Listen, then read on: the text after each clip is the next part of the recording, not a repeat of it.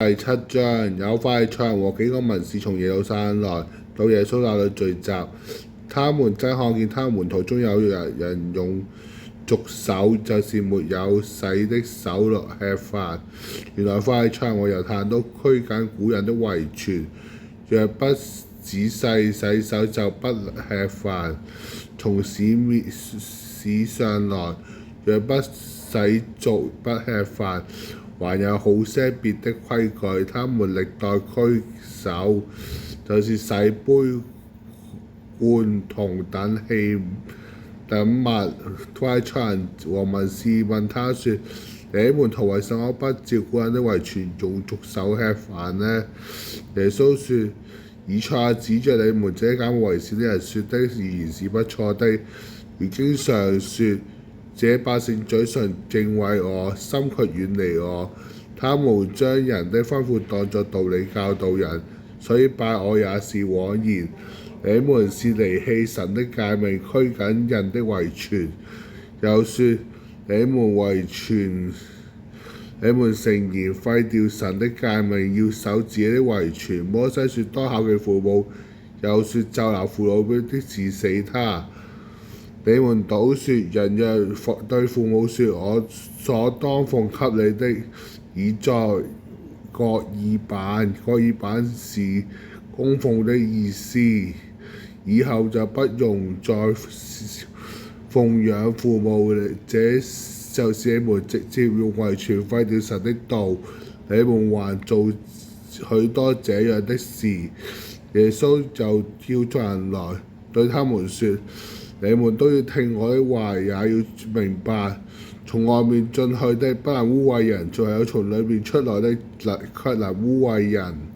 耶穌意思是進了屋子，門徒就問他這比喻的意思。耶穌對他們說：你們也是這樣不明白嗎？豈不凡不曉得從外面進入不能污穢人，因為不是入他的心，乃是進他的肚腹，落到茅廁裏。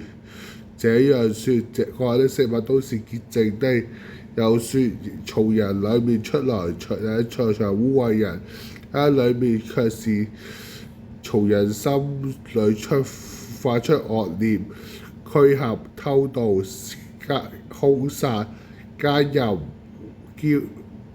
貪婪、邪惡、詭詐、淫蕩、嫉妒、誹謗、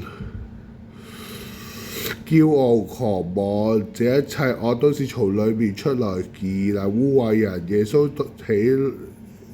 那裏起身，住推羅西頓境內去，進了一家，不願人知道，卻藏不住。當下有一個婦人，她小女孩被鬼附着，聽見耶穌的事，就俯伏在地他腳前。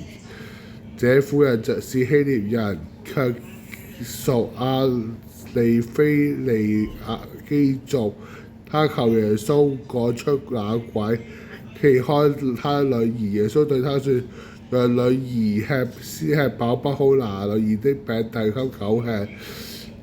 婦人回答說：主啊，不錯，但狗在桌底下也吃孩子的生兒。